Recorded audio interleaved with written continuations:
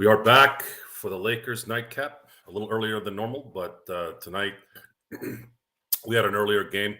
The Lakers defeated the Boston Celtics 114-105. We had some good discussions on the post game. Actually went about a little over an hour and a half on that. Again, I wanted to let everyone know that Lakers Nightcap will kind of be on a scale with the time, depending on when the Lakers finish.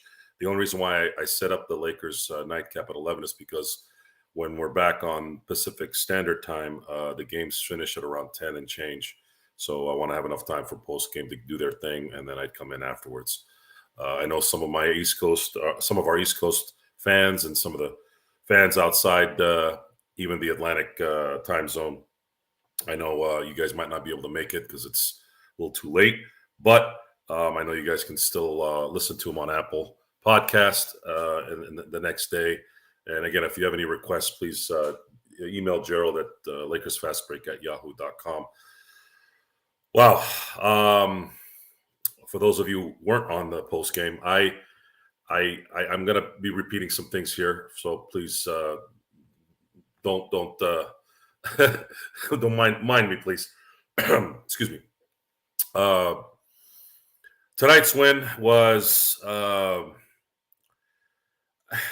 it was satisfying. I think that's the one word that I could think of, because of who we played, because the Lakers had come out the last two games like complete chumps, and the fact that you were able to win without your two main guns or two main sidearms made it even more special. And we got a chance to see the talent that this team has when it's focused. We still have an issue with the rotation situation, and I don't think that's really going to change as long as Darvin Ham is there.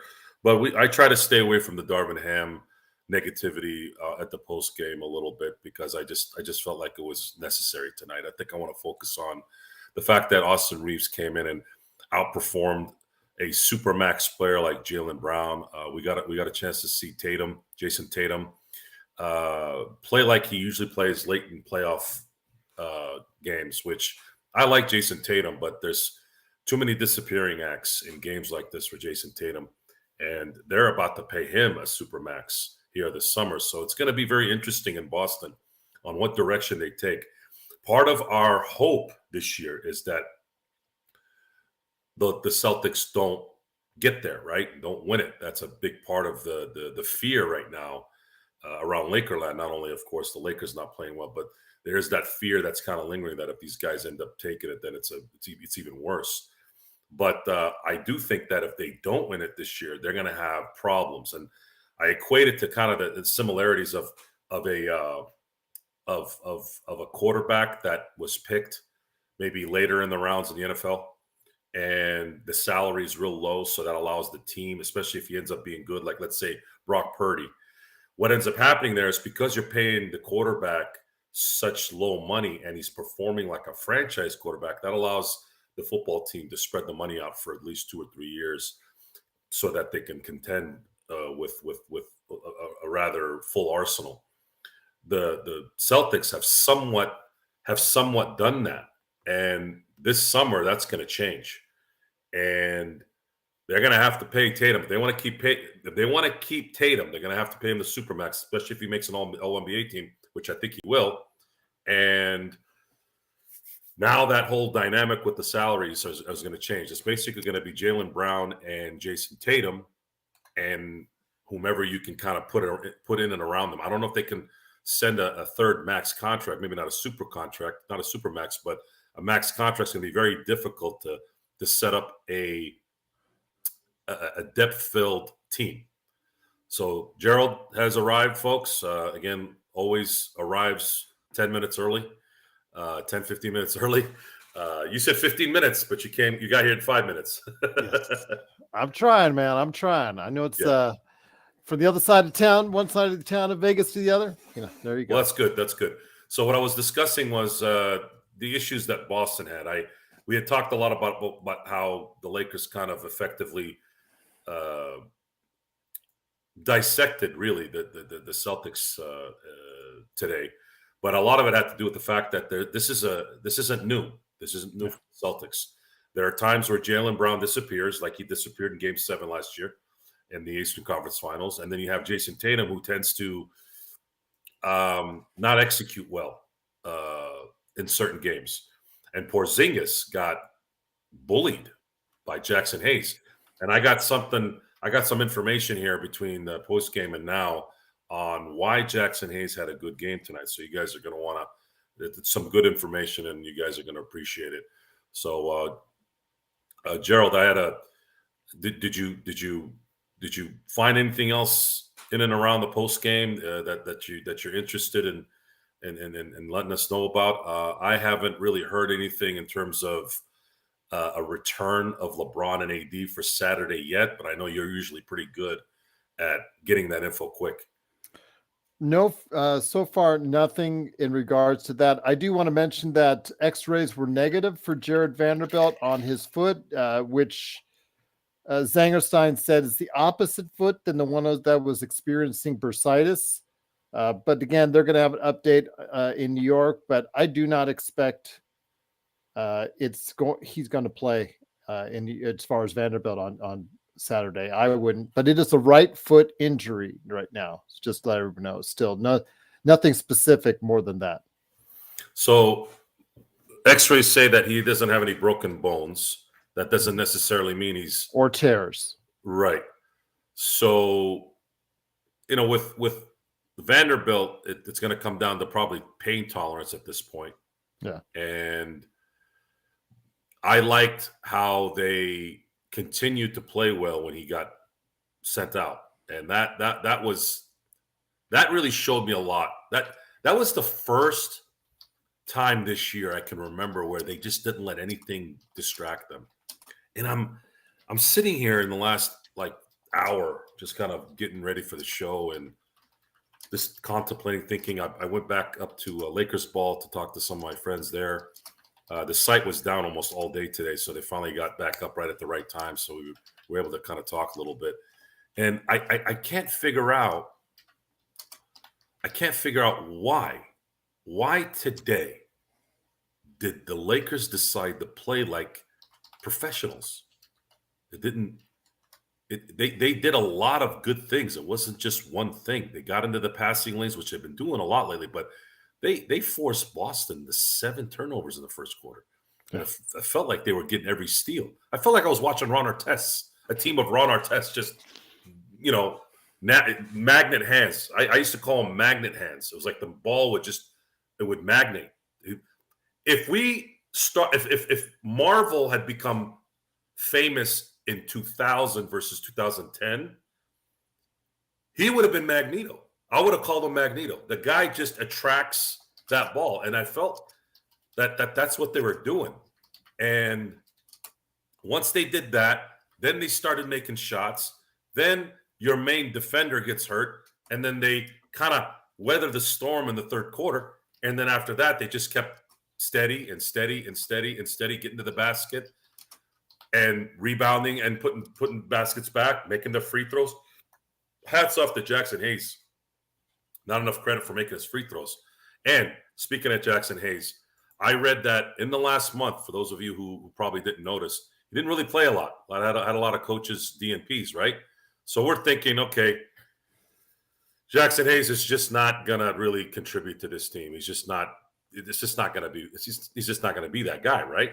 Well, he got the opportunity. And apparently from what I read, he has been balling in practice. And I'm like, what? Wait, I thought these guys didn't practice. Well, apparently Jackson. What happens when you don't play in any games, Joe? So very true. So now I'm thinking, okay, guys, when I hear the coach say there's no practice time, now what? Why is Jackson Hayes practicing? And you're not practicing. Maybe he felt like it's his responsibility, right? As a professional, hey man, can you help me? Can you help me? Just like Rui Hachimura last year. Remember how Rui Hachimura had a DNP, and all of a sudden he went into that mode, went up to LeBron and said, hey, LeBron, what am I doing wrong, man? What am I doing wrong? And LeBron kind of guided him, Next thing you know, he had a good run at the end there, got himself a contract. So Jackson Hayes, I think, got the same message. It's like, Hayes, you got to prove yourself here. You want to get another contract this summer? You're going to have to play hard. You're going to have to practice. You're going to have to stop fouling. You're going to have to stop fouling while you're playing defense, and you got to make those shots at the basket. He did both. So much so, he didn't have a foul called on him this whole game. And he played 34 minutes, 16 points, 10 rebounds. So props to Jackson Hayes. Jackson Hayes played a huge part in why the Lakers won tonight. Austin Reeves was the player of the game, but Hayes and Russell were like the two backups. They were like, if you ever seen the movie Desperado, there was like, it's Antonio Banderas and then his sidekicks. That was D'Angelo and Jackson Hayes, and then you had Austin playing the Desperado role. And I don't know if we win this game, Gerald, if Jackson Hayes isn't as effective as he was tonight. Agreed. That was a big part of that. Because Christian Wood was helping the Celtics get back into the game in the first half. So salute to him again. That was I wanted to give him his props here. We didn't give him enough on the post game, and I wanted to make sure that that he got them here. And I'm praying that this is a habit. If he can make this a habit, we don't need him to drop 16 and 10, but man, it would sure be nice to have him play some significant minutes with AD in these moments. Because if you have AD on top of what you're doing, you're going to have a lot more space to do what you want to do. Because they're not going to know what to do, especially if D'Angelo does what he does tonight, where he actually played point guard. This was the first time I saw D'Angelo play like a true point guard, and he slayed it. The only thing he needed to do was make a couple more shots. But all his energy was making sure that everybody got theirs, and he did it so well, and he kept going to them because they weren't slowing down. Guys like Austin just kept playing well the whole game. Jackson Hayes, same thing. Even made 4 out of 5 free throws. Again, guys, this is all we need from the role players, and they don't all need to play every game like this, like all of them. We need like 2 guys every game to play like this. Yeah. And then if D'Angelo's not having a good game, Austin's having a good game. If vice versa, if Jackson Hayes isn't playing a good game, can Christian Wood have a good game tonight? Christian Wood has had a terrible game. And I don't even know if he should have played more than he did. I think, what was it? His numbers were 19 minutes. He was 1 for 9. He probably should have played 10 minutes. But again, that would have meant Jackson Hayes played 44 minutes. So I'm not gonna get on Darvin Ham for that. That actually might work because Jackson Hayes might have gotten winded if he had played more than 40 minutes. So that one I'm not gonna harp on that one. The one that we're gonna harp on is the one we've been harping on for a while now, which is Taurean Prince. Taurean Prince was the only negative player tonight, other than Hood Shafino, which I don't even count that because he was in for one play, 1 minute. So yeah, so that thing right there, like I had mentioned this on the post game. If Darvin Ham could do us a solid and get something small, which is I think the only option for us, throw in Taurean Prince in there, so that so you don't have to worry about that anymore. Yeah, it's kind of like when in the movie Moneyball, when Art Howe would not start Hatterberg at first. He just kept putting Pena in. And then Billy Bean's like, dude, put Hatterberg in. No, I'm going to field the team the way I want. And that's exactly what's going on right now. Well, Billy Bean traded Pena. And now he got to put Hatterberg in. So it's the same situation. I think that's what they need to do to get that done. I do want to mention, speaking of Brad Pitt, I don't know if you heard, Joe, but it looks like he will be in Quentin Tarantino's last film, The Critic. That will be start filming soon, but yeah, looks like he's going to star in that film. Well, it's been a hell of a run. I'll tell you that. I think Reservoir Dogs was 1992. I believe so. And then they're 91, I think. Was it 91? Okay, so 91. And when are they slating? When are they slating? No, it's still 92. You're right. I do. Was it next week? Yeah. Yeah, but the critics it'll probably start filming later this year for Okay. 25 release. So they'll finish later this year. They'll finish. So they'll probably get it out in 2025. So he's looking at a 33-year movie career. Not too shabby for a That's pretty former good. video game, a video store salesman. So Yeah. That's him and Robert Rodriguez. I haven't seen Robert Rodriguez a lot. What is he doing these days? Well, he did some episodes of The Mandalorian. I know that. Oh, really? I didn't know that. Yeah, so he's been active. I think he still does films every now and then. I'll have to let me look up. So Curtis Ferry, you just mentioned Brad Pitt beating up Bruce Lee. There was a lot of did not like that scene. Okay. So I've been wanting to talk to somebody about this, but I never was around people that gave a shit. His daughter got angry about that, right? Yes. Okay. So they made Bruce, and I saw the scene, by the way, finally, a few months ago. What was it that bothered you? That he got his ass kicked like he did. Okay. Now, the question I have next is, why would Tarantino portray Bruce Lee that way? Every time he discusses it, it's like vague terms. It's just not a good answer. I have not gotten a satisfactory answer on that. I'm just gonna be honest with you. The reason why I'm asking you this is I've been curious about the Bruce Lee thing the last few years, his life. Like Water, great documentary.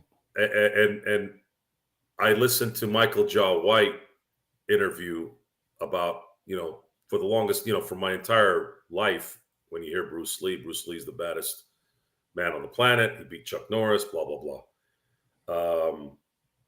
But Michael Jai White, he's trying to make sense of the, Bruce Lee was what, 5'6", 125, 130 pounds. How would he translate to a guy who's 6'1", 230 pounds? And he says he wouldn't. Also, I have heard that Bruce Lee was not the choir boy that I think his image has portrayed in a lot of ways. So maybe it came from something that's kind of not talked about, that he was kind of a jerk on sets and entitled. I started hearing more things. And I know that this always happens. I mean, they're trying to get John Wayne now for being a white supremacist. I know I don't want to be a part of that crowd, but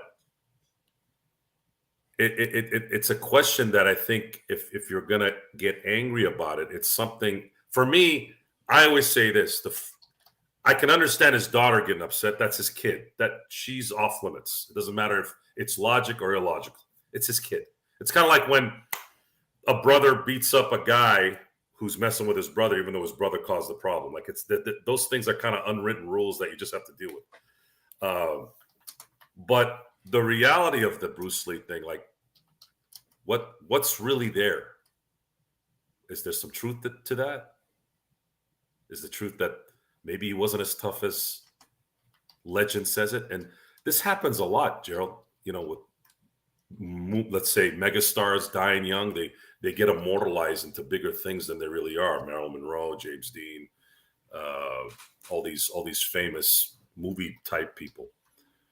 So I was just kind of interested. I was just kind of wondering, kind of if you do anything. You know me. I have the shirt. I went and got it at the Museum of Pop Culture that I wear here occasionally here on the show. I'm a huge fan of Bruce Lee. I've watched a ton of stuff on him over the years. Absolutely have appreciated and revered him as an entertainer and what he brought, but his philosophy as well as to life. So I'm not going to say a disparaging word about Bruce Lee. So, and I'm not going to get into that conversation because I don't know about nobody should have out there a sparkling, nobody's perfect. We talk about Kobe, Kobe did not walk on water. Kobe had his faults and, whatever regardless you say about Colorado, that was what it is. And, nobody's perfect. So I'll leave it at that. But yeah, Okay. I just, Bruce Lee, I admire him and what he did very much. I'll leave it at that. Fair enough. I'll leave it at But that. Darren, that's where I got the shirt, was at the Museum of Pop Culture, because he is his work, his history, and what he meant to film and what he meant to the martial arts genre is now considered part of pop culture. Plus, it's become more of a question since mixed martial arts became a general audience viewership type thing, because size does matter in fighting. It's so important that weight classes are sometimes 5 and 6 pounds apart. So that extra 5-6 pounds does make a difference to a lot of people. I used to not believe it. Wouldn't comprehend it when I was growing up. I'm like, why is there a division for 154 and then 147? Like, really? Is 7 pounds really going to make that much of a difference? So then I started talking to certain people who train and who are in the martial arts. They're like, Joe. So my buddy Omar, I was doing a film with him. I was an associate producer on the film, and he was one of the performers, or was going to be the performer on this one. He was a performer on a previous project, and he's kind of a small guy. He's about 5'7", about 135, 140 pounds, and he wouldn't work out his triceps too much. He would do push-ups and pull-ups and cardio and certain weightlifting type things. But of course, he was a martial arts type guy. He was on the beginning of the. He's one of the guys at the beginning of Civil War. yeah. He was in it. He was one of the principal actors in that. He didn't last that long, but he was in it. And he said, he goes, Joe, when you're punching, if this ends up becoming too heavy, your punch isn't as fast, because now you're moving more weight. You have an extra how many pounds on that muscle. Plus, the more muscle you have, the more oxygen you need. Most of the MMA guys, or a lot of the MMA guys, are muscular, but the ones that are actually the best physique for mixed martial arts is like a John Jones or Anderson Silva, where they have stick pulls for legs, and they're all legs, small torso, long arms, which is what those guys have. That's actually the best physique for mixed martial artists. And if you're too muscular, again, those guys end up taking too much oxygen. And a lot of it is hereditary too. I have learned that stamina is also hereditary. But for those who, are, let's say, lean but not too muscular, those particular fighters tend to be a little bit, have a little bit more stamina in fights. Yeah, I'm sorry, Alice. I'm going to get back to the Lakers. You're right. So, don't ever take Joe down an alternate path, because you don't know how far it'll go. It can go everywhere, guys. I'd like to think, I'd like to be a well-rounded person, and sometimes certain discussions do kind of create a nice dialogue with the audience. But you guys can control that. You guys, you want. Well, I think on a win like today, they want to talk. Lakers. Yeah, absolutely. No. You're right. I'm gonna get back on topic. If they had lost by 30, I don't think they'll mind as much. No. That's okay. It's okay. No, she's right. Back to the Lakers. Lakers tonight win 114-105, and it was really coast to coast. To be honest with you, I didn't notice. Celtics really didn't have any. They never showed in any minute of this, even when on that 10-0 run, they didn't really show that they were really serious tonight. I couldn't figure out why. At the beginning, you're sitting there and you're watching it and you're going, are these guys really taking this team lightly? But these guys can go off pretty quick, right? Like Tatum was making threes left and right. The benches were making threes left and right. But what was happening is they couldn't stop the Lakers after they shot those shots. So the Lakers were either coming back and playing tit for tat, or they were getting to the line. So Lakers made us very, very happy tonight, because they showed something they hadn't shown really all year, which was grit. Grit without their full arsenal. We haven't seen that this year. Anytime LeBron was out or AD was out, it was always a struggle. It was always a struggle, and you kind of knew they were going to kind of get clowned, and then they do. They've won a couple games with some of them out, but lately it was just one is out. It's like, it's just going to be a loss. And the fact that they both sat down tonight, did somebody know something tonight? I'm really curious about that. Did somebody see something and go, you know what? F these guys. LeBron, AD, sit down. I want to see these guys ball. Just focus on you. Focus on you.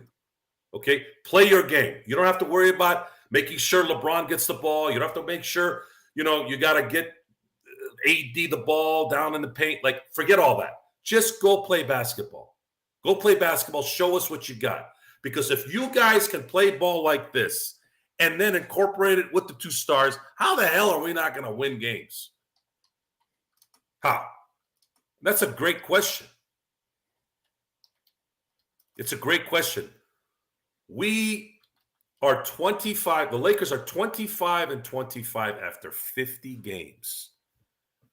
All they had to do was win 5 more games, and they're 30-20. How different?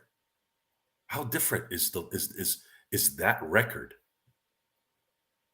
right now? You know how different? Right now, we would be sitting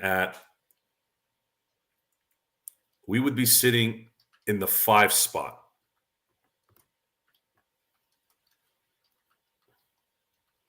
We'd be sitting in the 5 spot comfortably. And if you're sitting in the 5 spot at that with that record, you're 4 games behind Denver for the 4 seed. Because right now there is some separation. There's some separation developing. The top 4 right now, they're 1 game, 2 games, a game and a half, and then it drops to 6 at the 5 seed. So it's looking like if the Lakers want to secure themselves a playoff spot without having to deal with an extra game or 2, they're probably going to have to win 25 of the remaining 32 games. The question for you, Gerald, is if no one gets injured the rest of the way, let's say Jared gets back relatively soon, Cam Reddish gets back soon, and Darvin Ham figures out that Taurean Prince isn't really a prince. He's actually a duke or something else. Can they go on a run here? Can they go on a run similar to what they had last year? I don't think so. I don't think the magic will work second time around. I think they can get themselves into a place where maybe you're talking about a 7th, 8th seed. Because let's look at it right now. They're in 9th place in the Western Conference. They're 10 games out of reach in the Western Conference. I think right now the highest they could get to would be 5th, would be Sacramento Kings. If they pass the Sacramento Kings and the Phoenix Suns, if that's the case, because they do have the tiebreaker on the Phoenix Suns because they have beaten them several times this season. They would be in 5th or 6th place in the Western Conference, but they're now 4 games behind, Joe. 4 games behind with 32 games to play. And really, it's not really 4. It is with Kings. The Kings. Yeah, but the Kings have lost 19. The Lakers have lost 25. That means I always look at the loss column. I don't look at the games behind, because that's the losses are what matter. So there's 6 games behind the Kings, 5 games behind Phoenix. It's very, very, very difficult to make up that much ground in 32 games. You have to go on a run. The Lakers would have to the Lakers have to go on at least an 8-game winning streak at some point here in the last 32 games, something like that. You think they'll go 18-8 again in the last 26 games? I think it's possible at 18-8, but LeBron, all right, here it goes. I'm gonna give a little message out to LeBron here. He's never gonna see this. None of his people are gonna see this, but you guys are gonna see it and you're gonna hear it. Maybe down the road when we're rich and famous, somebody will come back to this and listen to it. LeBron, you just saw your teammates back you up. It's still your team. We all know it. They know it. Everyone knows it. You're still the guy. LeBron, I know you can't play defense every game hard. You break at that point. We understand you're 39. But I'd like you to come back, and I want you to start showing more physical leadership with this team. And what I mean by that is if you get slapped in the mouth, stop falling for 20 minutes and agonizing in pain. You get mad when people call you a flopper, but you keep redefining the term flopper. You used to flop when you get to the basket to draw a foul, right? Which is part of the game. I get it, and it's kind of dumb, at least for me, but I get it in certain instances. But you've turned flopping into slappy. Now every time you get slapped, you turn into a slappy. You sit there, you stand there, or worse than that, because at least play stops there. You don't get the call you don't get the foul call, and then it's 4-on-5 the other way. You're not that hurt, dude, and you can't be bragging your whole career about being this 6'8", 270-pound freak athlete and act like you've been hit by a brick from 100 feet away every time somebody grazes your face. And even if it hits and you bleed. You used to play football, man. I know it was high school, but high school, senior year high school, that stuff's still kind of hard. Stop acting like you're hurt. Lead physically. You can't, I know you can't do it by words. You're not that kind of guy. I get it. Lead physically from here on out.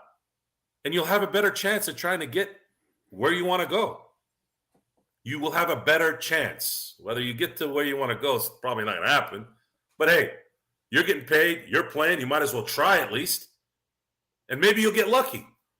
Maybe you get lucky. Look, Embiid got hurt. And if Embiid if this is going to be a chronic thing for Embiid, now Philly's out of the way. We saw the Celtics, how they played tonight. The Celtics seem to always play like this late in the season, late into the playoffs. Then you got Milwaukee. Milwaukee, there's something going on in Milwaukee. It's kind of similar to who can I compare it to?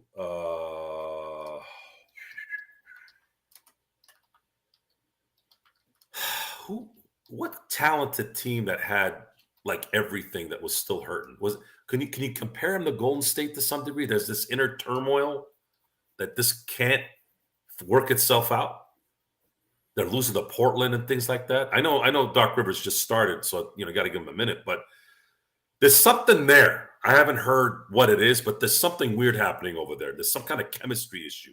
Maybe Giannis doesn't like playing with Lillard. I don't know. But anyways, there's a problem there still. So I'm not afraid of that. And you know me with the East. I don't have any feeling for the East after last year. I was giving them props. I thought they were obviously top heavy. I said, oh, these three teams, they're going to be, and all of a sudden they get freaking beat by a freaking 8 seed. So I'm like, no, I'm done. I'm done with the East. So the East, I'm not worried about. Now, you got Minnesota. You got Phoenix. You always have to put Phoenix in there because they got Durant, you got Booker, okay? And then Booker's battle-tested in the playoffs. He's made it to the finals, all that, right? Durant has won.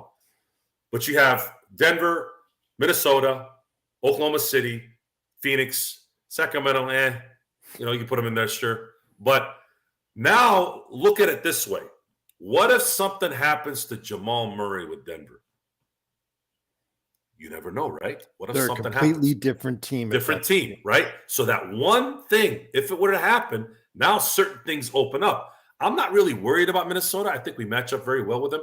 Plus, as you get into that later stages of playoffs, I have to see them come up. I have to see Mr. Edwards take his game to another level at that point. Of course, we have to wait for Karl Anthony Towns as well. And we know Hashimura has guarded Cat extremely right. And of course, you know what happens to Rudy Gobert in the playoffs. So I'm not really concerned about Minnesota. And then you have Phoenix.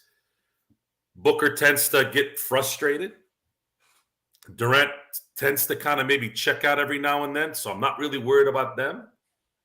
Oklahoma City, I think, is too young unless they have a huge trade deadline type thing where they get like a package of DeRozan and Caruso from Chicago for draft picks. The Lakers would have to have everything kind of come together at the right moment, but we also need them to do that too. And LeBron, somebody needs to sit LeBron and tell him what I just said, because I don't think this is going to reach him. This is the only way this is going to work. Get up when you get hit. Stop falling. Even Anthony Davis has limited his flailing onto the ground every other play. How much rum has Soro had tonight? Folks, I don't need to be me. I don't need alcohol to be me, folks. But I will have a drink for you. And I'll tell you a story so I don't forget, because I told them out there in the chat I would tell a Vegas story. So after I leave the show, I mean, I set you guys up for the post game. I head on out in the freeway. I'm on the I-15. I'm driving by the Allegiant Stadium. Of course, they got the whole thing on the side, the marquee on the side of the stadium. They've got Kansas City versus San Francisco, blah, blah, blah, blah, Super Bowl.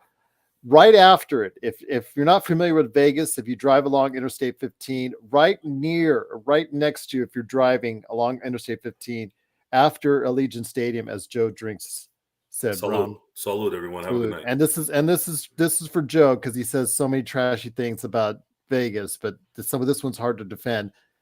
One of the first things that you see after, if you're driving along Interstate 15, is the Hustler strip club. It's this huge facility that sits there right alongside the interstate, and they've got their own marquee, and on it, flashing now, is like, Swifties welcome. Please inquire inside. So they're even getting ready for the Super Bowl, man. I wish you hadn't said this, because now I'm going to go. You're going to go on a tangent. I'm going to go hard on this. My buddy. It's a Hustler. What can you say, though? My buddy Mike. He was on the show just at the beginning. I don't know if he's still listening, but I think it's a good story. Mike Johnson, he was on earlier. His letters are MM. He always goes. He always sends out a word EWWWWW, right? So it sounds like he's saying ew. It's not. It's actually a different tone. It's an inside joke for us. So he asked me to be his best man, and naturally, the best man prepares the bachelor party and where we're going to go and the hotels and the gatherings. So I only asked him, I go, well, where do you want to go? He's like, I'm thinking about Vegas. I'm like, all right, cool. I had a contact that could get us into the what was that famous place at MGM? The pool place. The pool. Oh, because I talk about Studio 54. No, there's like a famous pool there. A little get together. I forgot the name of it, but you know, it's basically a bunch of yuppie, of course, rich college type people, right? And of course, I'm sitting there. You know, it's pool and good-looking women everywhere, by the way, which is, you know, the good part about it. Of course, but just a lot of it was just a bunch of chads, basically. I felt like I was at a pool party with a bunch of wannabe brokers from New York who weren't from New York, just little pipsqueaks, right? From like Boiler Room, like those types, the billionaire boys club type guys, right? And then of course the hot chicks that like them, which I'm sitting there and I'm like, this really, you want to be with this guy? So great scenery though. Had a good time, had drinks, didn't get in the pool because there was way too many human beings in there, and I didn't. I'm not really into that. Had a great time. And then of course the last leg during the bachelor party was Sapphires, and you know what that is, right? Mm-hmm. So he wanted to go to Sapphires. I hate strip clubs. Detest strip clubs. And This is my boy, though. I don't, that's none of my business. He wants to go to Sapphires. We're going to Sapphires. So we set that up. We have our own table, drinks, and then here comes the women. And I dropped like $300 just for my friends to get lap dances because it was one after another. Would you like that's this? what we did. Would you like this? Would you like this? Would you like this? What year was that? It was 2012. Okay, because I did one in '97. It's the only time I've been to a strip club for that. It was Little Darlings, and we took the groom and we put him from one room to the other to go ahead for the lap dance. We dropped 2,500, I think, at that time. Yeah, and I'm like, this is not for me. This is absolutely. I just sat there while he went into another room. We're just giving money. Go have fun. It was just, my God. Wet Republic. Oh yeah. Wet Republic. That's what it was. Yeah. See, my short-term memory has been waning here I remember lately. Wet Republic. They used to advertise heavily. Yes. Yeah. So Wet Republic, we did the Wet Republic, which was the normal version of Hot Women, and then of course we went to the naked place at Sapphires, and for 2 hours it was nothing but feeding the boys lap dances. 20 here, 40 there, 20 here, 40 there. I can only imagine what it would cost now. I'm just not a believer in paying for booty. Never really. It's not fun. I don't know. You guys, it's up to you, man. If you want the stuff, but man, that costs way too much money. Yeah. And it's actually more of a hygiene thing for me. I'm like, wait a minute. So you were just over there with that over there, and you're wearing the same thing, and then now you're gonna come here. I'm like, I never get. I don't get manufactured. It's manufactured. Yeah, and it's not fun. So it's not real. So you guys have obviously heard this enough. Real is real to me. I don't like fake. I don't have the need for someone to fake like me. I hate that stuff. That's why I never dated. I never really dated. The people I have been with, I've already known. And it's not really a date. I mean, it's dating them. But I never went on like a blind date or, so what do you do for a living? Oh, that's great. That's great. Yeah, I do this. So what are your hobbies? Like, I've never done that. I never did that. It's an interesting mindset. It's an interesting mindset that hustler. He says Swifties are 12-year-old girls, 10-year-old girls. What kind of stupidity is that? You're going to see that. Okay. I'm going to tell you right now, in the next week, if you drive around Vegas, you're going to see all these marquees or all the billboards. It's going to have something to do with Taylor Swift. They're all going to get their Taylor Swift innuendos in there. I'm telling you right now, Hustler just beat them to the punch. That's all. So you're telling me that these kids are going to Vegas? They're not going. It's a joke, Joe, as far as the Swifties are concerned. Okay, if that's fine. That I guess that works. Yes. Okay. But you're going to see every Taylorism. But you it seems like you're in agreement on how my mindset is on Vegas.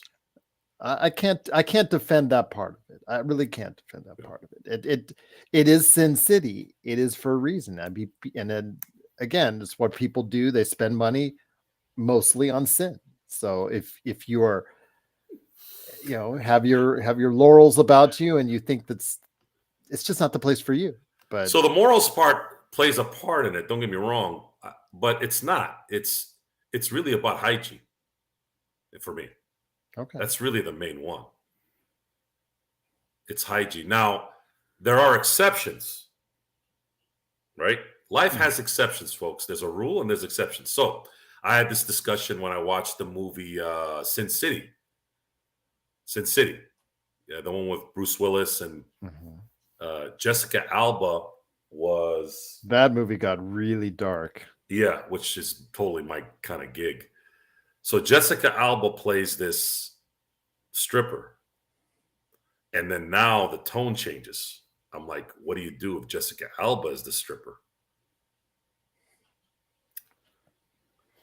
these days, that's not. I mean, Now you're in this. what is? I mean, I could go deeper than that, folks. But these days, they don't have to do that. They don't have to go to those places now because you've got what OnlyFans and all those other fan sites that you can go and do that stuff. Have your own audience and I'm always do it right from home. I'm weary on Joe. You should do an OnlyFans. I'm weary of online stuff. I feel like there's somebody watching, dude. Somebody's following your stuff. Just rants. Just all you do is have people pay you for rants. It's one thing to send this out to people. It's another when you're sitting there like this on some kind of weird site, and then we want to get you. I want to get you famous enough. I want to get this show big. What would enough. I do on an OnlyFans site? Hold on. I want to get this channel big enough so that you either OnlyFans or Cameo, so that people can pay you $200 or $300 to shout at their friends on their birthday to call them a happy birthday, you MF. That's the other one. Demi Moore and striptease. That one, wow. Whew. That one was a good one too. First of all, I'm a nobody at this point to be making money yelling at somebody. Come on. Yeah, well, let's get you up to that point. I'll pay attention to the bodybuilding world sometimes, workouts and certain things. And I've heard some really sick stories about some of those guys that are influencers. They're bodybuilding influencer types. Some of them are not really competing. They just are in good shape and promote themselves. Man, they get some weird emails like, "Hey, man, can you send me videos of this, or can you do this?" Like this is before the OnlyFans thing, so that's probably what they're doing. Mm-hmm. You want to go that route and make your money because that's the only way you do it. That's on you. To me, I just never understood the concept. I just never understood the concept of paying for. It's artificial. It's fake. Yeah, it doesn't. For other people, it doesn't matter. And I've had old timers. I'm talking guys in their 60s and 70s try to convince me that a hired friend serves a purpose. I'm like, escort or something like that. Escort, yeah. They're like, Joe, sometimes you just want to do your thing and be with a professional that's not going to get all mushy or whatever, right? And I'm like, guys, I can't do that. I can't do it. I can't do it. Doesn't matter how beautiful she is. It's just not my thing. I don't enjoy. It's not something that's going to make me go nuts, because I'm like, dude, she was just with another dude like an hour ago, probably. I'm like, what the fuck? I don't like it. Don't like it. Don't want to do it. Can't do it. Can't do it. Mike Singletary can't do it. I have not seen Players Club. I know of Players Club. I think Bernie Mac was in it, right? Yeah. Rest in peace, Bernie Mac. Great entertainer. Absolutely loved him in the Ocean's movies. But I have not seen that. I think I'll try to put that on my list of things I need to see. So Bellucci in her prime. I'm an equal opportunity employer, though, Xbox. I like Rocky Road.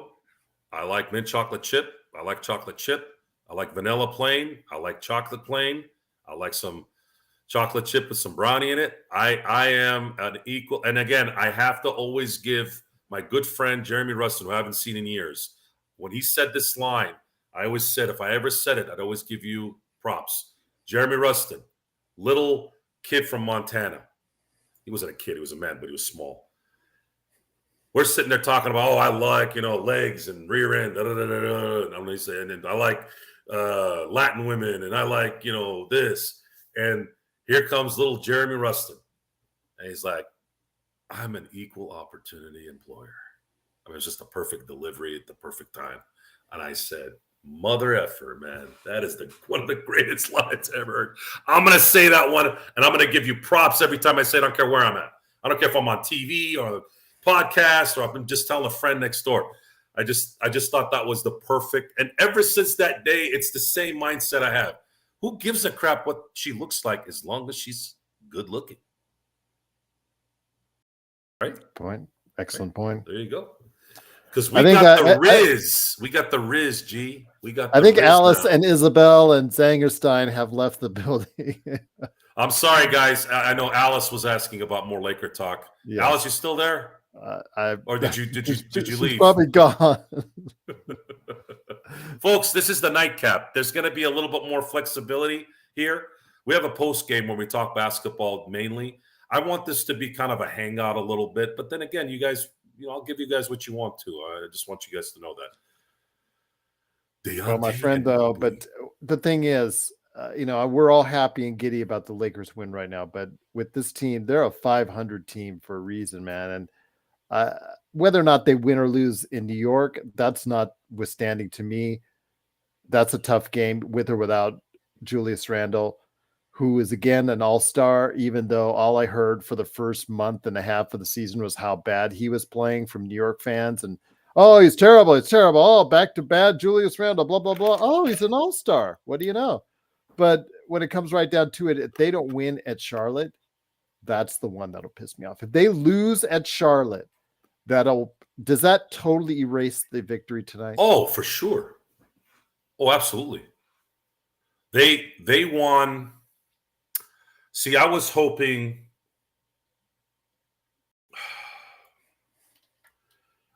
for the win in Atlanta. I kind of thought the Houston one was going to be a loss. So if they had won in Atlanta, the Boston thing was up in the air, but I felt like they would be competitive because it's Boston and they always are competitive with Boston. I just didn't know that LeBron and AD were going to be out, right, on yesterday. So now I'm like sitting here today. I'm like, oh, God.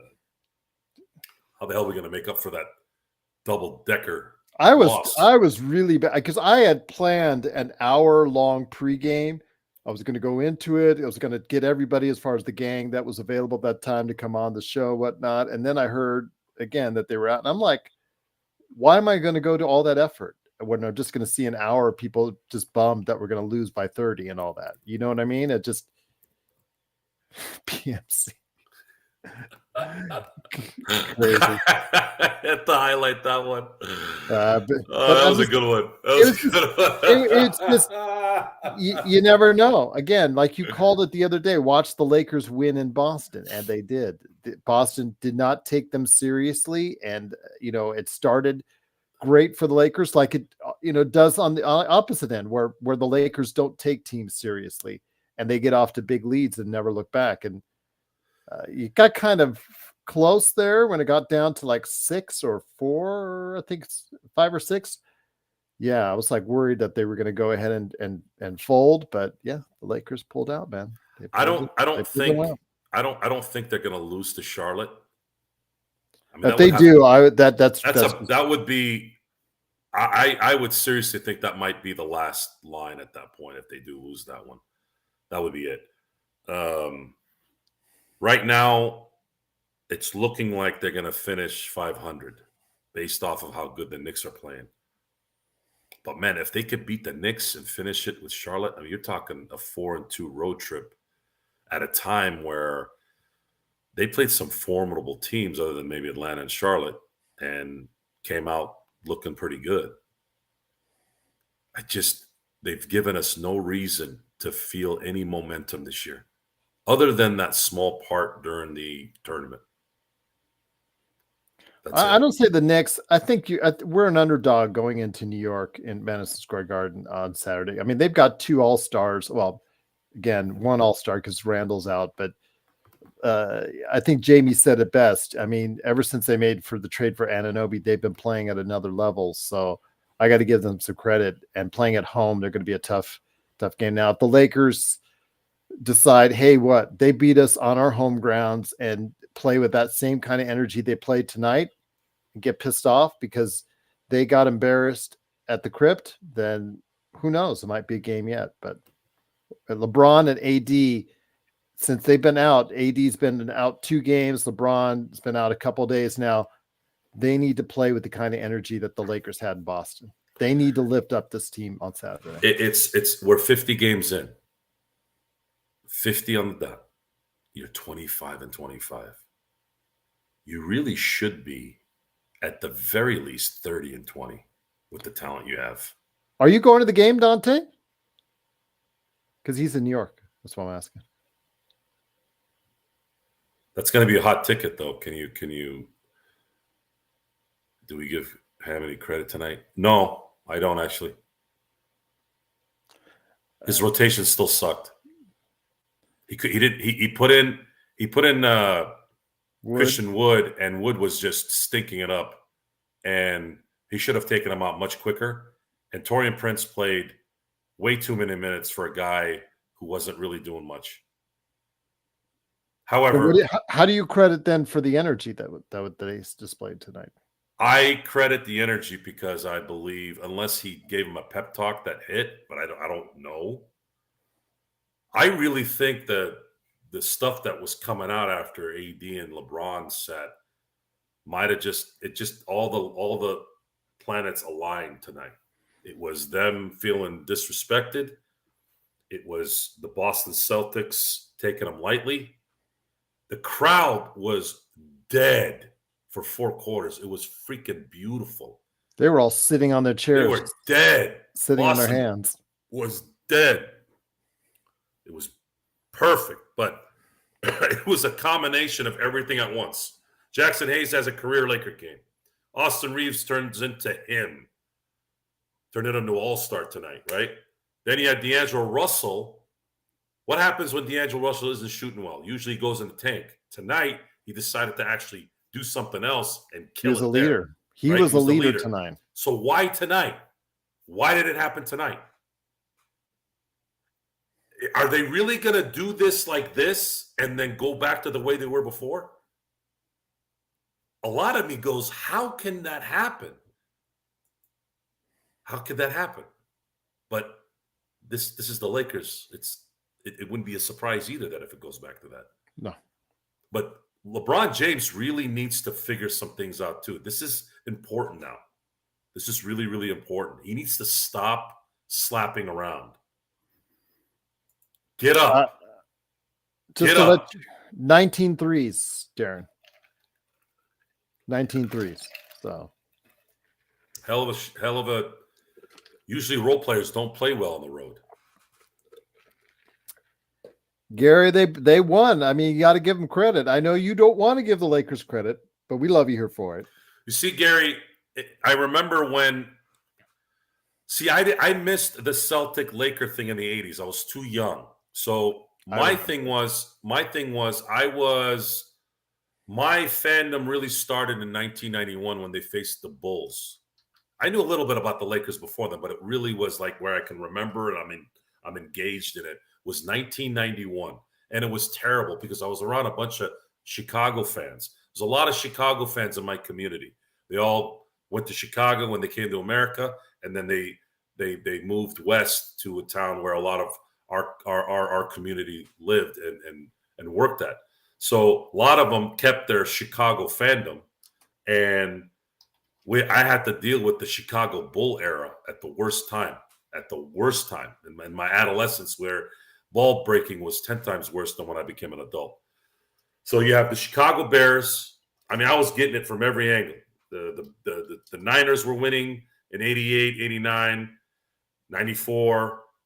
Cowboys were winning 3 Super Bowls, and the Cowboys-Steeler thing was there, right? Bulls were winning. It was like the worst time.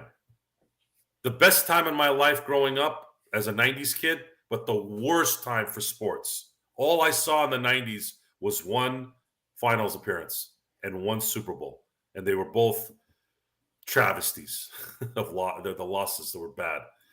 The 80s were enjoyable if you're a Lakers fan, and I'll leave it at that. It was really a magical time. I'm again growing up as a teenager and seeing all this happen. It was just like I did not realize how lucky or fortunate I was watching games at the Forum, watching on TV, CBS on the weekends or CBS late at night until they got out of that mix. And yeah, it's quite fortunate.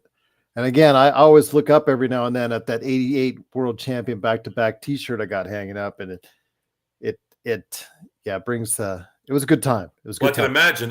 I mean, being in those 3 straight series of going 7, I can only imagine how much of your heart valves were affected by that. Yeah. Imagine that now, right? 3. I mean, I almost died watching the 2010 finals, let alone watching 3 in a row. But I wasn't entrenched in the Celtic Laker thing at that point, right? Because the Lakers weren't really involved with the Celtics were struggling. They had really bad luck in the early 90s. They lost Reggie Lewis to an ailment. They lost obviously Len Bias a few years earlier. So they actually got kind of screwed without it being their fault from their top players passing away. So they weren't even in the picture in the 90s really. They were still competitive to some degree, but not in any normal route. The Lakers had some fun teams, even though we knew they weren't going to win a championship. They had some fun teams that made the playoffs and had some really good series. Like they took that Suns team in '93. They were up 2-0. They should have closed them out in Game 4 too, but they didn't.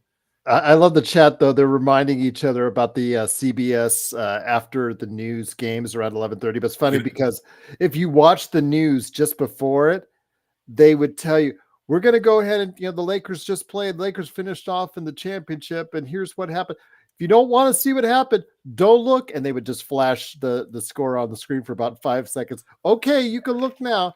Yes. And then they would go on in there. Yeah, I remember that, watching that famous Philadelphia game. It was absolutely just a fun. I really love the KHJ Channel 9 games. People kid me when I know the fact that I used to go. Every now and then I'll hum the theme song from KHJ, and hear Chick's voice, Taco Bell, and then all the sponsors. Lakers basketball brought to you by Toyota. All that. So.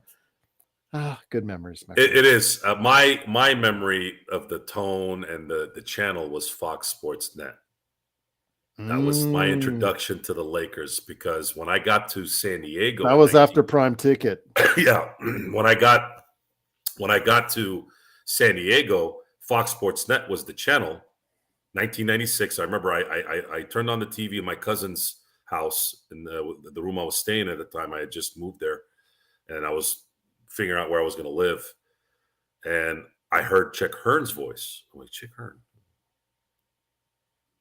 is Fletch on?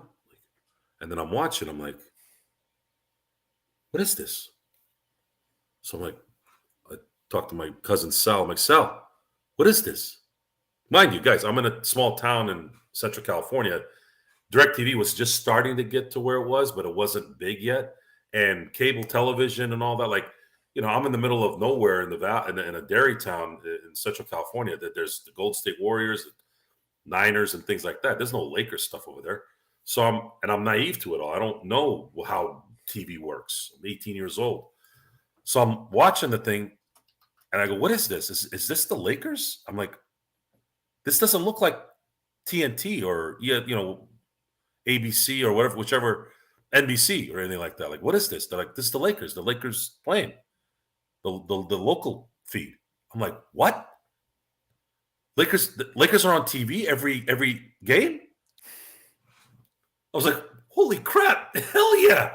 So the Fox News thing, him, Stu, and I remembered on the radio too, when I would listen to him on 570, Chick Hearn was the biggest dick on that Laker line.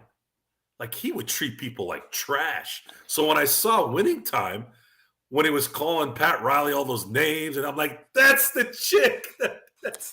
Don't ask. Chick. I love that's Chick. That's the chick behind the scenes. That's the chick that's probably it. He was great to listen to on the radio because of the way he could call games so visually and so back and forth and out with such rapidity and clarity. But do not ask him to pronounce foreign players' names. He had to make up nicknames for them because he was so bad at doing it. But as far as the game calling, there was nobody better. So that's the progression. And then of course Shaq comes to LA, Kobe and all that, and then that goes where it goes, right? So we go into the 2000s. For me, the nemesis was Portland. Portland was the team I hated. They were always in our rear end. They're always somewhere. And they beat them all 3 times during their run. They beat the Kings all 3 times during their run. The Kings were the other one. So I didn't I didn't have the Celtic thing. We didn't have the Celtics. I didn't even think about the Celtics at that time. Matter of fact, the Celtics had New Jersey at the time in 02. They came back from like at that time, it was the largest deficit in NBA history in the playoffs. They came back and beat the Nets in game 3 and went up 2-1. And then the Nets ended up winning the next 3 and going to the finals to meet the Lakers. At the time, I wasn't thinking about Paul Pierce and Antoine Walker and the Celtics and all that. I didn't care. I was entrenched in the Kings thing. You win the Kings series, it's over. Whoever they play in the East is toast. But then a couple of years later, as things were starting to progress, then you started seeing then you see the KG trade, and then the Celtics are, kind of running game the way they're running game. And even then, I didn't really care either. It wasn't until the finals where I started caring about the Celtic-Laker thing. And then, of course, they end up losing in 08. They end up getting them back in 2010. And then that's when I start saying, oh, man, we got to figure this. They got to get this, they got to get a three-peat, to tie the Celtics. But then I look back on it, and I'm like, damn, I wish they had beaten the Nets in 02. They would have smoked the Celtics in 02. I mean, smoked them. And then 2020, freaking lose to Miami. I would have rather have played the Celtics in 2020. Then we would have had another winner. The Lakers should have had 2 more series with the Celtics where they smoked them. Because I wanted to catch up to that. They're 3-9 all time. Lakers would have been 5-9 had they made the 2020 final. So that's the Celtic Laker thing. It was very late for me. I was just not into that. I wasn't old enough to remember the first stint, the second one in the 80s. I'm part of the Paul Pierce versus Kobe, Garnett, Ray Allen, Paul Gasol, Celtic back and forth. Agreed. Joey loves to smoke. Boston, let's go, baby. What a win today. What a win today. Absolutely. It was absolutely a great victory for the Lakers. The thing is, can they, every time we talk about this season, and after they have a really strong win, can they take that momentum? I mean, Yahoo Sports says they pull off the most unlikely upset of the season in Boston. They did. So what do you do with that momentum? How do you bottle that up on what you did? Because several times we've had asked this over the course of this season, Joe. How do they bottle that up? And where you go from there. So I think I might have explained it right now. Sheed, again, if LeBron wants to be traded, he will ask to be traded, but that's the only way. He doesn't do that. He's never done that. I've been asked on tweets. I've been asked on messages. My 90-year-old mom even called me, said, "What's this I hear about LeBron being traded?" Said, the Lakers will not do it on their own unless he asks. It's that simple. And LeBron has never asked to be traded. And I'm not saying he won't ask to be traded the next week, because he may, but it will not be done without his blessing. Yeah, it's almost like he has a no trade clause because of how much clout he has. I'm going to say that it's not likely that there's going to be a trade. He's not going to demand a trade, and there is to me, a 1% chance he will opt out this year. I have to see that to believe it. I have to see him opt out of $50 million. I'd have a different respect for him if he does that. But let's talk about that real quick. Okay. Let's say he opts out. What now? He can't go to a ready-made team. He cares about what people think. So if he goes to a team, and let's say that team is a contender, at 40, let's put this in perspective. Let's just again, I want to make this very clear for the Dunskies out there that don't interpret things very well. This is hypothetical. Hypothetical. This is not happening. It's not a rumor. Hypothetical. We have to spell hypothetical. It out. Trust us, we have to spell it out. Believe me, guys, I know that might have been obnoxious. I feel like it was obnoxious, but it needed to be done. if LeBron opts out, he's got to go to a contender, right? What's he playing for? I'm not buying this. I got to go play with my kid BS. How about playing with Curry? That's not going to work. If he wins, it's like, well, you played with Curry. This doesn't count. Yeah, but he's playing at 40 years old. It's different. Doesn't matter. He needs help. Doesn't matter. Doesn't matter. He cannot go play with another great player like that. So he's not leaving. There'd have to be an agreement. So he does want to play with his kid. I'm not saying he doesn't want to play with his kid, but I'm gonna have to see him turn down $50 million to play for his kid. Now he has modified it, Joe, to say he just wants to be on the same floor as his son or sons. So does that change anything in your book? See, that makes a little more sense. And by the way, you're doing your son disservice. He should stay at USC for a couple more years. If he has a real talent. He is not ready. He is absolutely. He is not ready. And I'm sorry to say this, folks. He will never be ready. He will be a tree ornament for the NBA, which is disgusting to me. It becomes a Swiftie type thing at that point. But in reality, Taylor Swift isn't going to play football. You're not going to make the team on the Kansas City Chiefs because you know Taylor Swift. The fact that this is even being considered is absolutely pathetic. You're going to draft or pick up a player that can't play in the NBA for publicity? Is this a circus show now? Is this WWE? I'm not taking you seriously at that point. That's not going to work. And by the way, who's going to go watch Bronny James play in what? Let's say I don't know. Let's say Memphis picks him up. With Bronny, I still think Bryce. I know that I'm hearing Bryce isn't good either. That's Stone. I kind of disagree. I think Bryce actually is. I've seen some tape on Bryce and Bronny. I think Bryce is a little bit better than Bronny. But that's just me. No, both are great. This is no. It's not. It's entertainment, but it's not that kind of. You have to have talent to play in sports. You can't fake talent. And I bet you JHS would run circles around Bronny. As crazy as that sounds. Yeah, but the reason why you bring Bronny or Bryce in there is for dollars and cents. I don't know. That's not good. They can't play. How are you going to make money off them? The novelty's going to wear off after a week. There's no way.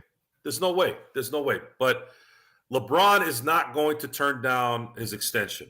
What I think might happen, if you came and told me, Joe, what do you think is going to happen?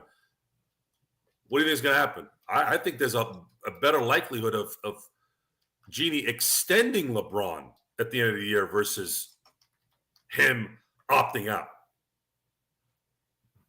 He ain't opting out of $50 million. This guy doesn't even pay for apps on his phone. He's a billionaire. No way. No way. So the Lakers, as far as your question is concerned, the answer is no. They will not learn from this, and they will continue to play average basketball because they've given that for 50 games. Why would it change in the last 32?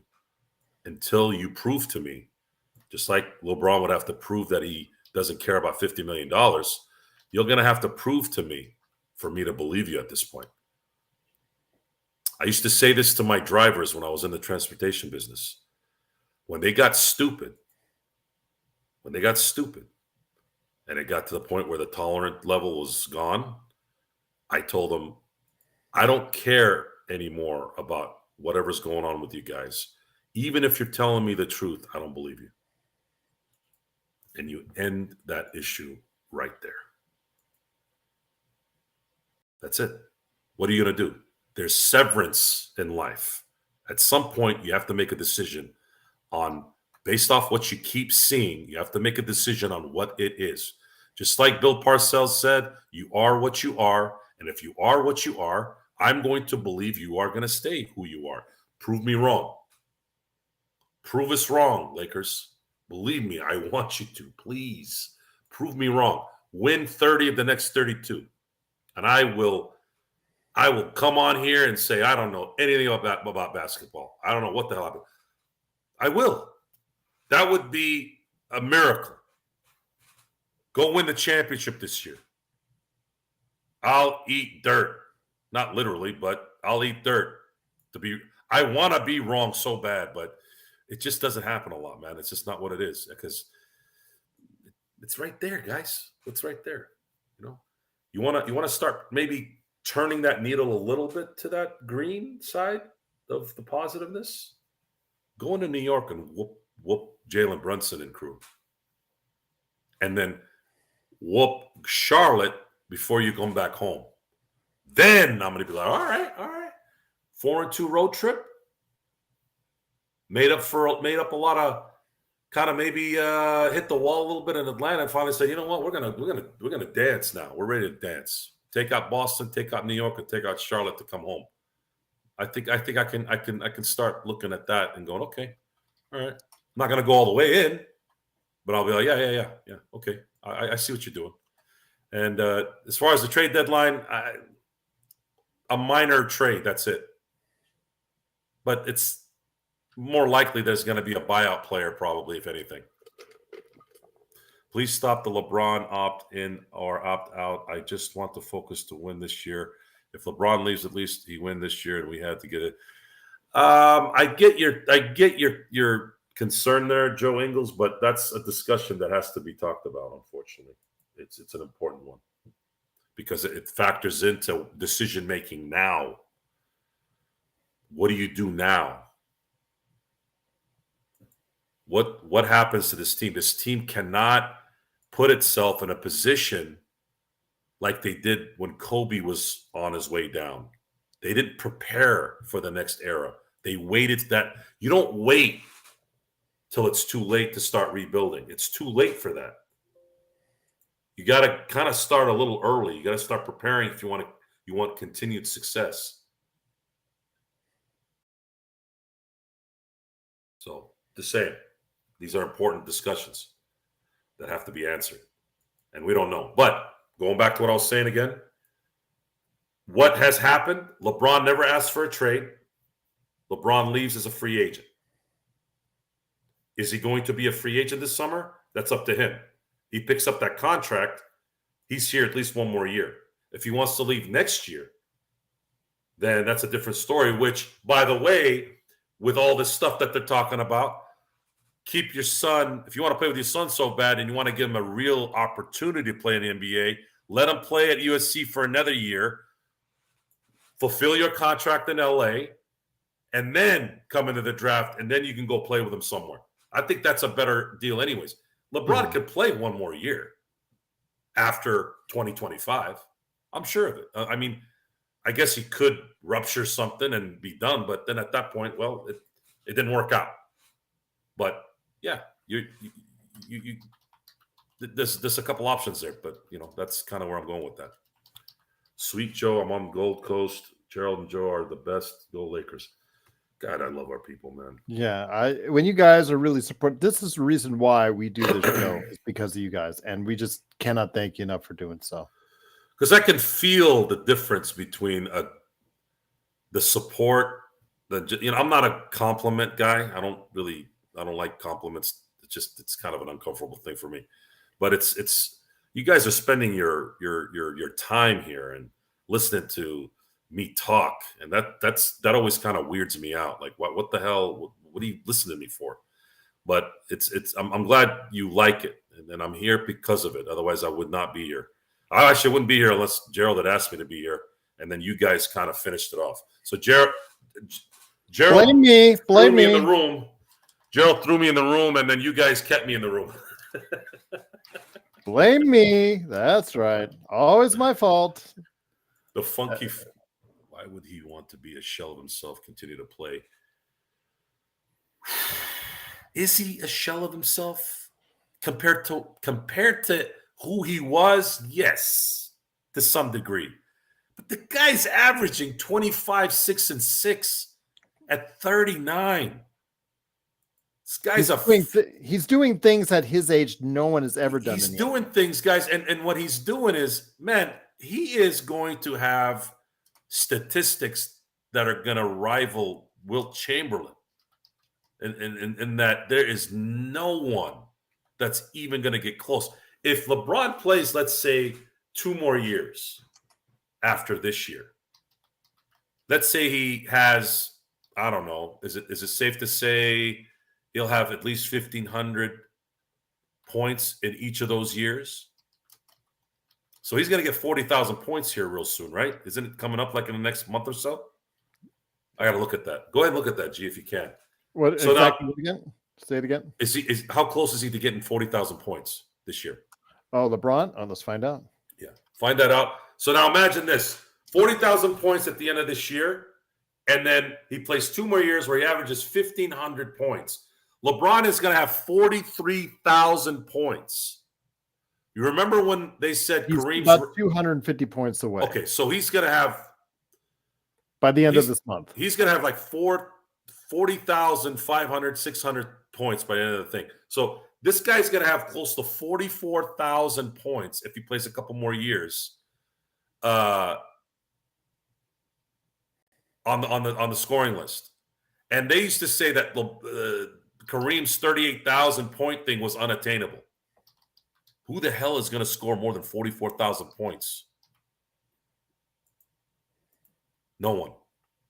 And you'll have 40,000 points, 10,000 rebounds, 10,000 assists. Who the hell's going to do that ever? So that's what he's really playing for, guys. And money. Guys, just because he's rich doesn't mean he doesn't like to make money. Hell, Kobe loved to make money. Kobe never shied away from that, too. He wanted his money. These guys all want their money, and they want a lot of it. Joe, the injury to Vanderbilt, it is negative, but they are going to wait and see. I don't expect him to play in New York. I really don't, the way he was hobbling, to be honest with you, Joe. Well, I just want to know what it was. Was it a plantar fasciitis thing or what? Yeah, they weren't specific on it, on the right foot injury. I think the bursitis was on the left, according to Zangerstein. So, petting my cat, you're right in that respect. If he did play, let's say 23 years, which right now, what is he at? 21? 21. Yeah. I believe so, yeah. The problem with LeBron and his championship chases is some of it was his fault, some of it wasn't. He just he never had a great coach. He didn't have a Phil Jackson with him or a Popovich where he could ride that, Pat Riley. Like you look at the 80s, he did have more of like a Larry Bird thing where Bill Fitch was the coach in 81. Then he had Casey Jones in 84 and 86. Whereas Magic and Kareem had, after 82, they had Pat Riley until, everyone left. And then Phil Jackson for Jordan, and then Duncan Popovich. Yeah, the great coaches with the great player usually tends to create more title chances, or I should say title wins. LeBron had a career where he should have won. If you're talking to me, I know it's probably unfair, in the grand scheme of things, but he obviously should have won in 11. Should have won in 12 and 13, which would have given him a three-peat. And I know the Spurs were a juggernaut in 14, but you're LeBron James. You're in your prime. I think if, you need to win that series too. Should have won every year in Miami in my book. He got asked out in 15, man. He had Kyrie get hurt and Love get hurt, and he carried that team to a 2-1 lead in the finals. Man, if he had Kyrie, if he had just had Kyrie in that series, he probably beats the Golden State Warriors. So that one, I'll give him a break.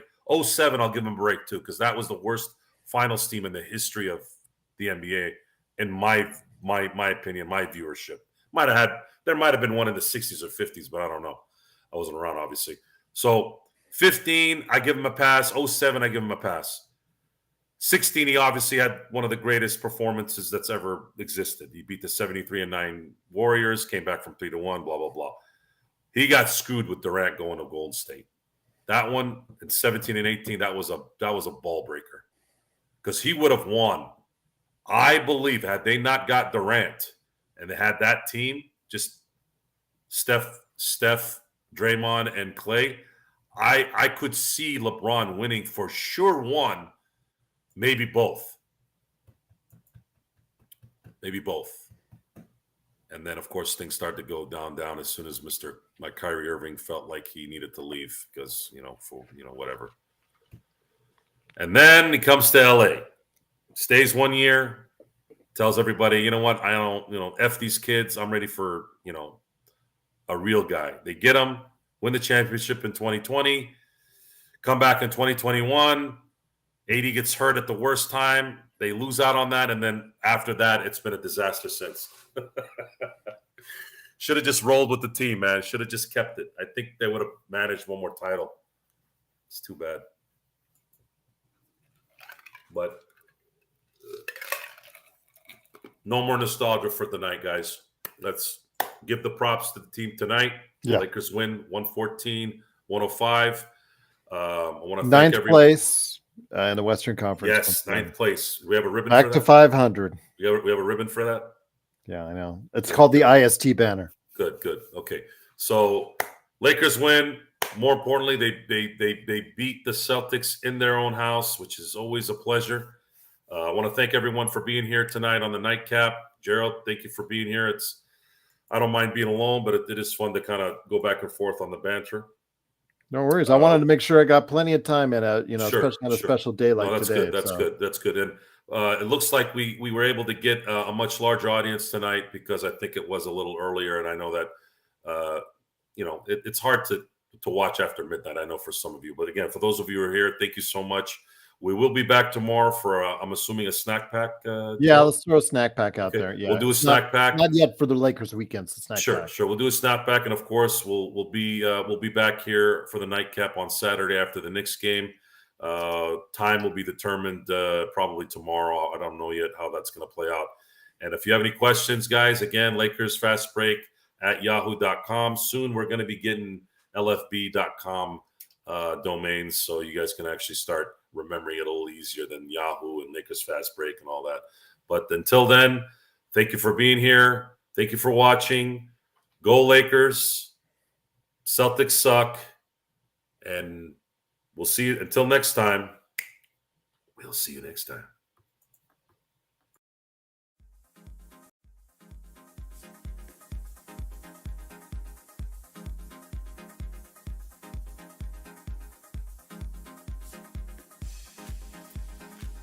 Sorry, Joe. I thought I put this one on instead of the dribbling like piss bathroom one that everybody talks about.